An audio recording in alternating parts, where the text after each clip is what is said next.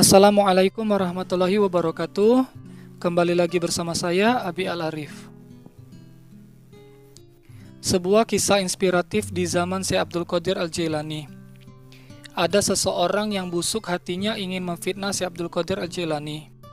Lalu ia berupaya mencari jalan untuk memfitnahnya.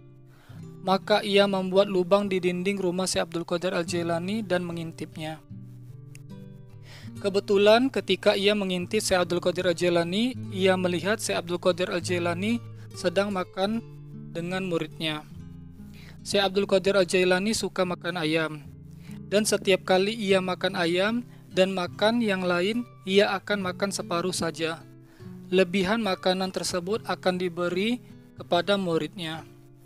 Maka orang tadi pergi kepada bapak dari murid Syekh Abdul Qadir Al-Jailani tadi. "Bapak punya anak yang namanya ini?" Jawab si bapak, "Ya, ada." "Apakah benar anak bapak belajar dengan Syekh Abdul Qadir Al-Jailani?" Jawab si bapak, "Ya." "Bapak tahu, anak bapak diperlakukan oleh Syekh Abdul Qadir Al-Jailani seperti seorang hamba sahaya dan kucing saja." Syekh Abdul Qadir Al-Jailani beri lebihan sisa makanan pada anak bapak. Maka si bapak tidak puas hati lalu ke rumah Syekh Abdul Qadir Al-Jailani.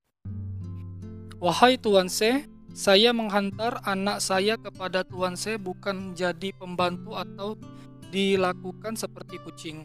Saya hantar kepada Tuan Syekh supaya anak saya jadi alim."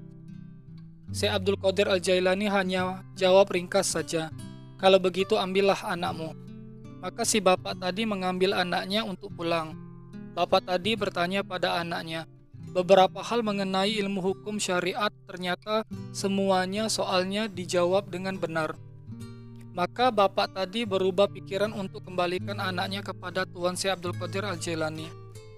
"Wahai Tuan Syekh, terimalah anak saya untuk belajar dengan Tuan. Kembali, Tuan didiklah anak saya, ternyata anak saya bukan seorang pembantu dan juga diperlakukan seperti kucing. Saya melihat ilmu anak saya sangat luar biasa bila bersamamu."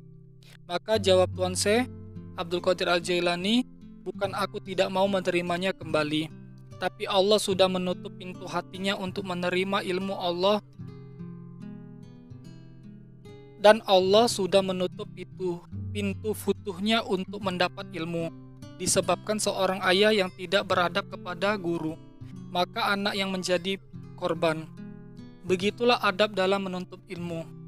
Betapa pentingnya adab dalam keseharian kita. Bagaimana kalau kita tidak memiliki adab atau membuka aib dan memfitnah terhadap guru kita sendiri?"